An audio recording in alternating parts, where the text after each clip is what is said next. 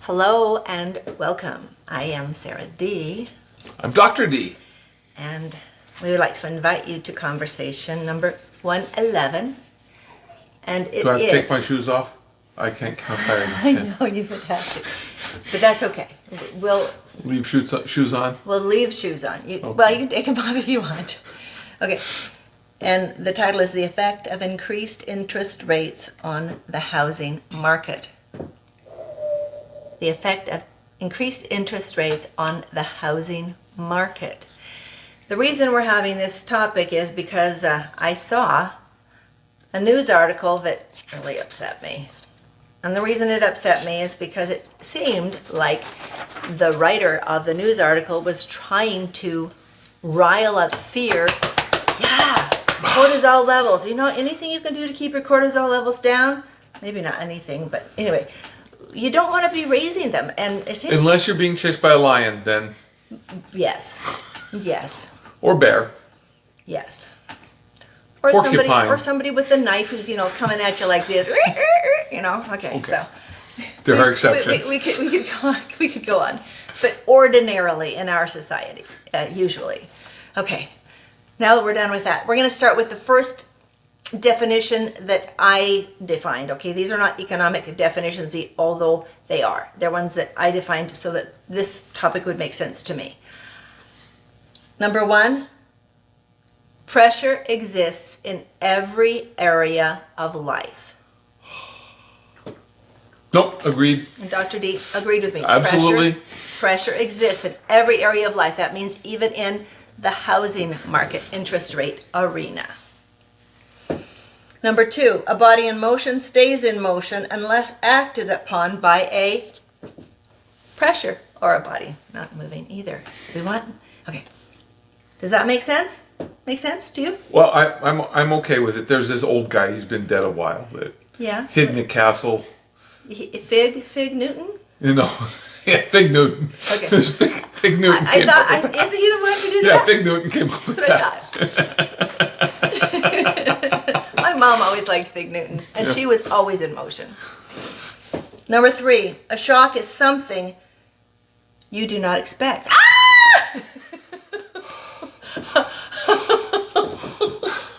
You deserve that. A couple times I this feel week. much better now. I've got lots of cortisol. I'm looking for the Sorry. line. Sorry. A couple times this week he came home from work early, and he didn't let me know he was coming home from work early, and I was in the bathroom brushing my teeth or doing something, and no, I wasn't on the toilet because I would have seen him coming next. My back was to him. Anyway, all of a sudden he knows that he should let me know he's there, and so he says, "I'm here," and it's and it was not good. So I was not expecting it. Clearly a shock. So I was shocked. And my adjustment, which we're going to go to next, was that I screamed and I actually didn't say something there was not a very nice word that came out of my Unkind mouth. words. Yeah. Unkind words. Yeah. And then I hugged him and he hugged me and my heart started to stop pitter-patting, so like I was going to die. And it was all good. But I was shocked. And you were shocked when I screamed? Yeah. I was not expecting that. We don't expect something, it will be shocked. Now, there's something that happened to the housing market, to the interest rates, that actually, I don't know, we're going to get there, but Dr. Okay. D expected it. And he'd been telling me about it, so when I saw them writing it up like, oh no, the world's going to hell in a handbasket again, because they always go there. Come on, that's an old story. Let's move on. Number four, an adjustment is the action you take to adapt to a shock, or the action you take to preemptively prepare for an expected shift in pressure. Now, the shift in pressure of the interest rates Dr. D was expecting. There wasn't really anything we needed to do to preemptively adjust because we're not planning on moving or buying, or selling. But for those who are, had they known, they might have been able to make some adjustments.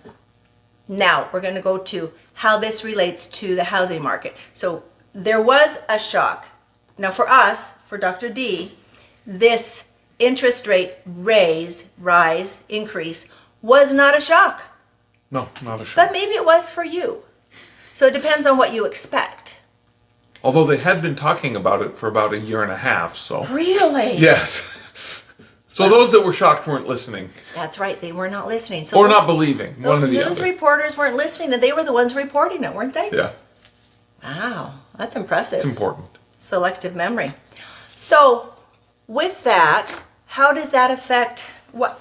So, was there a shock at all that started this all? So, what was? So the answer is yes, there was a shock, but the shock happened in 2019 Yeah. and crossed over into 2020. It didn't really. So it had its roots in 2019. It started in Hunan province, Right. and then it's attributed to having started in Hunan province. Don't know where it started. Yeah. And then it spread across the world, and we had this thing called this COVID pandemic. And the reaction to the COVID pandemic, a shock. We were not expecting a COVID pandemic. No. That wasn't something, it wasn't in the history books. It wasn't in the future books, right? So we were sitting there reading the future books, and it just wasn't there. So it just showed up.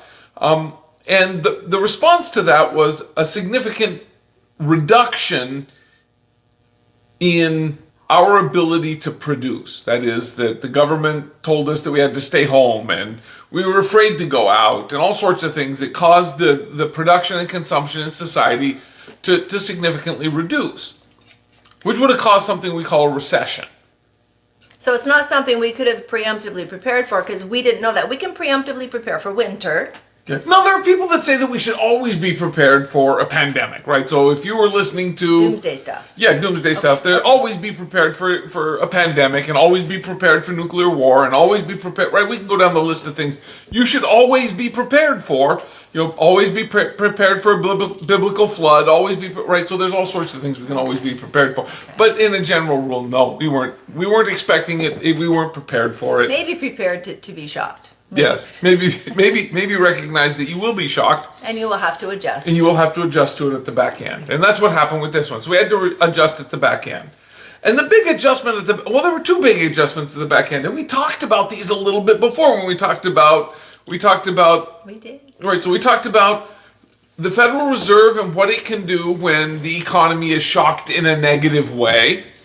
And we talked about the Federal Reserve and what the economy can do. What the Federal Reserve can do when the economy is shocked in a negative way. Okay, sorry, I missed part of it. Okay. Right. So one of the things they do is they want to increase the amount of things that people buy, because when we have this shock, we don't go out, we don't buy, and so they need to increase the amount we buy.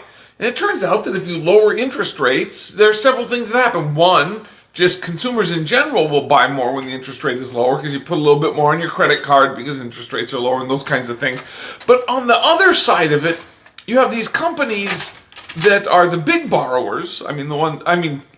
We borrow a lot on our credit cards, but companies are the big borrowers, and they're going, well, how do I get my people back to work? And they're thinking, well, I need to put in special ventilation, and I have to have these hand sanitizing stations, and I have to have, I have to have special cubicle things, and I have to have masks for my... And more toilet paper because they're going to steal it. Right, because they're going to steal it, all this kind of stuff. And so I have to convince companies I have to give companies the opportunity to purchase this kind of stuff, knowing that there's a good chance that their output isn't going to sell well. And so how do I do that? Well, they're borrowing, so if I lower their borrowing costs, they're more likely to engage in these kinds of activities. So the Federal Reserve will do that, and that will increase the amount of purchases that are going on. As more purchases take place, more stuff is selling, right? So that's the idea. So they're just helping the companies again. They're helping the companies, but they're helping the companies to stay in business in order to produce So that's meat. good for us. So that's good for us. Right. What did it do for us, though? No, what else did it do? So the Federal Reserve did that. So what did it do to hurt me? Well, when they lowered the interest rate, I'm a saver. Right? So savers got hurt. Right? I'm a saver, so I got hurt because interest rates were lower, so the returns on my savings fell. Right? So savers are hurt when this happens. So this is a pressure thing. Right. Borrowers. Right. Yeah. It's a pressure thing. Borrowers are helped out, right? Borrowers are helped out. So some of the borrowers are companies. Some of the borrowers are buying new cars or used cars. Some of the whatever you're doing to borrow, some of the borrowers are buying houses. Right. They were helped out. Right. And oh, by the way, just about at this point in time, Sarah D and Dr. D bought a new house. Yeah, we did. It was a great deal. And Then we actually refinanced a year later. Yes. And Got interest rates lower than God allows. yeah. No, it's again right. Yeah. Keep that on the down low. So our borrowing side was really helped out by this. Our saving side was hurt, but our borrowing side was really helped out by this. So we borrowed to refinance our house at an interest rate that saved us about $500 a month. When we did the refinance, right? Yeah, when we did the refinance, right? So that's what we did. And that's one of the things that the article said, is that the interest rates are going to go, have gone up to the point where the amount of the house that the writer was talking about was they were going to be an increase of about $500 a month. So I mean, the actual effect made sense. It was the catastrophic way they were writing it, like, oh no, the whole world's going again. Yeah. The handbasket. So the deal is that as the economy started to recover, which it has been doing, Yeah. and as unemployment rates fell, which they have been doing, and as inflation starts to rise, which has been happening, what the Federal Reserve is going to do in order to combat the high inflation is what they want to do is they want to slow down purchasing, consumption. They want to slow down. They want to slow down borrowing, right? So they want to slow down borrowing. They sped up borrowing, but the reason they want to slow it down now is because of the two functions it has two functions, and when it's working on fixing one function, it can't be fixing the other function. It kind of fixed the function of the unemployment rate because it's at like 4%. Yeah. Which is historically low. We like to keep it. Our ideal is at 2%. So we're no. Interest rates or inflation rates at 2%. Oh, inflation. So the unemployment rate is at a place where we're kind of really comfortable with, right? So I mean, there's arguments a little bit on which side of the edge we're really on, but we're talking knife edge arguments. Which side of the knife do you want to be on? Those are. But the inflation rate is up around 6.5%. That's not where we want to be. Right, and so they're going to work on that now, and the way they're doing that again is what you said was. Yeah. So if I increase the cost of borrowing, people will borrow less. If they're borrowing less, they're buying less. If they're buying less, what happens to the prices of things in the marketplace? Well, the pressure of them buying less means that there's going to be more things in the marketplace, and in order for the companies to entice you to buy the things that they've already made, they're going to lower the price. That's going to be the pressure we're talking about. And what does that do? As the price goes down, what happens to inflation? As the price goes down, inflation goes down. Absolutely. Thank you. That was well done. That was absolutely gorgeous. That's one of the first times I've got a high five where I'm coordinated enough to actually do it. Pressure exists in every arena of life. Okay, so this pressure exists so this pressure is going to exist on beef, and this pressure is going to exist on gasoline, and this pressure is going to exist on all sorts of things, right? So we've got pressures, they're going to exist on all sorts of things. It's also going to exist in the housing market. Right. And so, say a house costs $1,000. Let's say a house, let's do little numbers. Okay? Little numbers, $1,000. Say a house cost $1,000 before this, say and I can get an interest rate at 2%. Let's say 1,000 square foot house for $1,000. I like it. 1,000 square foot house for $1,000, and now the interest rate has gone up, so that 1,000 square foot house is not going to be selling for $1,000 now because the interest rate is higher, and so that housing is going to go down to $800. So there's two things. Right? Yes, let's break that into the two pieces. So there's pressures on two things going on, right? Yeah. So we've got to think about both of those things. Most people, when they buy a house or when they buy a car, they care about their payment, right? They want the price of the house to be low, but they want the square footage of the house to be high, right? All of those kinds of things. You want it to be new, not old. You want it to have lots of square feet, not a few square feet. You want the price to be low, not high, right? So there's lots of things that you want as the consumer, as the buyer of the house. And so, but what matters to you is, can I pay my mortgage? Because that's what the mortgage company is going to do. And most people buy to the edge of their purchasing capacity. That is, you go and you talk to a loan broker or a mortgage origination type person, and they go, well, you give them, a bunch of information about your income and your debt and all that kind of stuff, and they say, I can give you a mortgage of about this much at this approximate interest rate, and this is approximately how much you're going to spend a month. Right, so they give you that. That's what they can give you. Can I say just a little thing? That's probably not a wise thing to do. You shouldn't go to the edge. You should always leave yourself a little room because you don't know what the shocks are going to be. But that's what you're going to be told. Then there's pressures on that too. Why does the mortgage originator want you to want you to have a higher? Because they get a bigger chunk. Because they get their commission is on the price of the house, the size of the loan, the size of the loan. The mortgage originator. So they're going to tell you the edge. That's kind of the price of the house plus whatever. Well, it's what you're able to pay back. Yeah. Okay.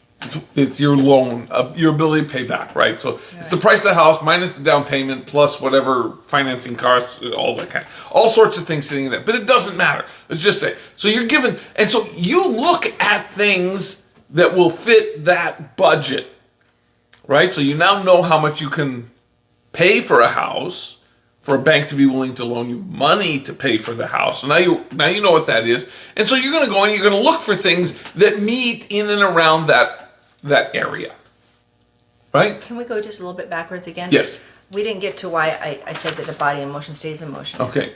Did we? I don't know. Okay. The reason that I added this part is because we didn't get to one of the things that the Fed did is they also gave us checks. The Fed didn't give us checks. Well, okay. The government did. The Congress. Yeah. Congress gave us checks. Okay. So we got checks. And the thing is, the reason they gave us checks was to keep us in motion. Yes, absolutely. When in the 20s, when it was the Great Depression, right? The late 20s, early 30s. Things came to a standstill. Yeah, and 25% unemployment rates. And part of the reason they came to a standstill is because the people were so terrified they went and tried to get all of their money out, which caused more of a shock. Yes. And so when people are trying to make you feel... Money out of the banks. Out of the banks. Right. So when people are trying to make you feel more shocked and more terrified, that makes you act not very wisely, and that can cause things worse. So the government's trying to say, hey, calm down, it's okay. You're going to be able to buy your milk. You're going to be able to, pay your mortgage. In fact, we've got mortgage help too. All these things were to help so that we could stay in motion, and that's again why they gave the loans to the companies so that they can continue to pay their employees, even if their employees weren't coming in, as long as they kept them on. So it's all to keep us in motion, because if we come to a standstill and we stop totally, it's hard to get started again. Yeah, it takes a lot more pressure to get started, and that's why the Great Depression lasted so long. It's because they did come to a standstill in those arenas. Is that correct? Bad thing, yes. So that I just noticed that we hadn't addressed that. We hadn't addressed Can that. you go back to what? Where you were? I don't know where I was. Well, you were talking about mortgage rates. Okay, so you don't really think about the price of the house. You think about looking at the houses and whether or not you can afford them. Right. Right? And whether or not you can afford them has to do with whether or not you can make the payment. And so that's what the bank is determining, and that's the numbers that you're given, and that's where it comes from. So here's what you can afford to buy. And oh, by the way, it's at the edge, it's at the limit of what you can afford to buy. Now, if you're smart, you don't, like Sarah D said, if you're smart, you don't buy up to the limit of where you can buy, because who knows? But that's okay. That's okay. Let's just say that you do. Okay. So you buy up to the limit of where you can buy. So if the interest rate goes up, right? So your mortgage payment is paying off the principal or paying off the house plus paying the interest owed to the bank. Those two things come together. The higher the interest rate is, the more you have to pay back to the bank in interest each time, right? So that's going to be higher. So the amount of house that you can afford to buy, if the interest rate goes up, the amount of house you can afford to buy, the price of the house that you can buy, has to fall. In order for that mortgage rate, the thing that is really being measured, for that mortgage rate to be the one that you can afford. Which means that when the interest rate is 2%, you can buy a 3,000 square foot house. A 3,000 square foot house for $1,000. Okay. 1,000 square foot house for $1,000. That's right. But when the interest rate goes up, you can no longer spend $1,000 on the house, right? Because your mortgage payment is two things: the interest payment and the paying back of the loan. And so now you can't borrow as much because the mortgage payment is going to include a higher interest payment. So now you can't buy $1,000 house. You can only buy an $800 house. Right. And have exactly the same mortgage payment. Right? So now you can only spend $800. It also affects those who are selling as well. So let's think about this. That's exactly right. So here's what's going on. So all the people that used to be able to buy $1,000 houses are now only able to buy $800 houses. So if you're a seller and you're selling your house for $1,000, all those people that used to be able to buy it, what happens? Well, they can't buy it, so you're going to have to lower it if you want them to buy it, unless somebody else is going to be able to. Right, unless the person who could buy a $1,500 house decides to come down and buy your $1,000 house. So Right. two things are happening. Pressure, right? So there's the pressure caused by the interest rate going up. And that pressure causes the buyers not to be able to buy as much house, right? The price that they pay for the house has to fall in order for them to be able to still afford the mortgage. So the price has to fall. What happens? Well, they either buy a smaller house, right? So there's two things that can happen, and actually a combination of both is what happens. Because everybody makes their own choice. Everyone's in the game, in the arena. Right. And they're doing their So thing. the buyer now can only afford an $800 house. Now the seller has to make a decision, right? Do I sell what I used to sell for $1,000? Can I still sell it for $1,000? Or do I need to bring my price down? Yeah, do I want to wait long enough to find somebody to be able to afford it for that higher price, or do I want to take somebody who's right now willing to pay that lower price? So two things happen. One, on the demand side, I can't afford to buy as much house. On the supply side, there are now fewer people that can buy my house because they can't afford to buy as much. So I am stuck. So the price of the house is going to fall a little bit. Yep. And so the seller is not going to do as well in the market selling. The value of his or her house is going to fall. And the buyer isn't going to be able to buy as much. So they aren't going to be able to get as much satisfaction. I can't get no satisfaction. And I try, and I try, and I try, and I try, but I can't get no. Oh, Mick had it right. Sorry. You're fine. I sing on here all the time. So there's two things that are happening, right? So the price. So does it mean a catastrophe has happened? No, it means a compromise is made. Pressures. Pressures cause the price of houses to fall a little bit. Pressures cause the ability to purchase to fall a little bit. And so where that exactly ends up is dependent upon how those market pressures play out. So it may be that the $1,000 house now sells for $900. Keep going. The $900,000 house now sells for $800, and the person who can only pay for an $800 house gets a house that would have been $900, but now fell to $800, and so they can afford it. So we covered this. The effect of the increased interest rates on the housing market.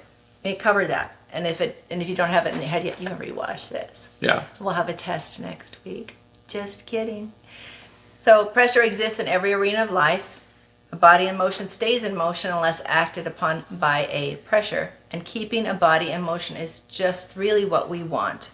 That's how the world works. And I'm better off. Yeah. Do you know why I'm better off? It's really cool, because I save money. If I save money, then the interest rate going up is the interest rate going up is good for me. So the money that I save is, right? So interest rates going up are good for savers, bad for borrowers.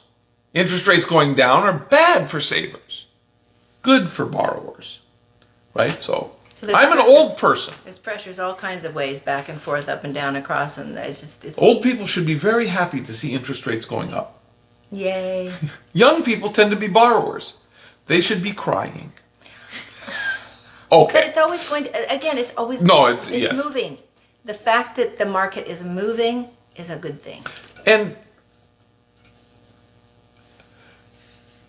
if we look back historically, mortgage interest rates at 2% or 3% or 4% or 5% or 6% are historically very cheap, very low. Yeah, for So expensive. even with the interest rates going up, you're not getting it as good as if you hit the bottom of the market, but you're still in a really good place. You're winning.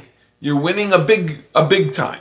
Yep. Because interest rates on mortgage historically are closer to 7.5%. You're doing great. Remember that.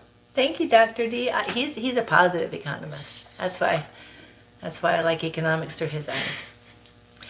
We'd like to thank you for joining us, and we hope that we shed some light on the effect of the interest rates in your life and why it's good and why it may be not as good as you want. But you know what? Pressure's always happening. It's always going to change. Yeah. I'm Sarah D. I'm Dr. D. Namaste. Make it a great day. You can.